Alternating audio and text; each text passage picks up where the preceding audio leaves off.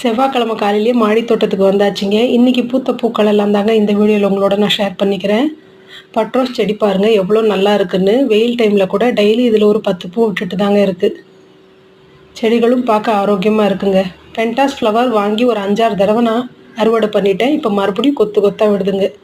Yellow கலரில் இன்றைக்கி ஒரு 3 பூ பூத்துருக்குங்க. பிங்க் கலரில் நேற்று ஒரு 5 பூ பூத்துருந்ததுங்க. அந்த வீடியோ தாங்க இது. இன்றைக்கி ஒரு 7 பூ பூத்துருக்குங்க. இந்த செடி நிறைய பூக்கள் வந்துட்டு தாங்க இருக்குது.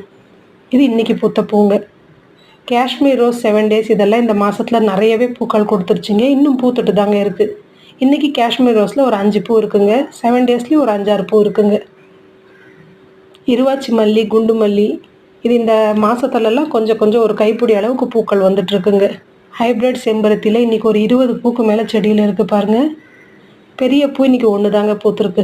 என் வீடியோ உங்களுக்கு பிடிச்சிருந்தா சப்ஸ்கிரைப் பண்ணுங்கள், லைக் பண்ணுங்கள், ஷேர் பண்ணுங்கள்.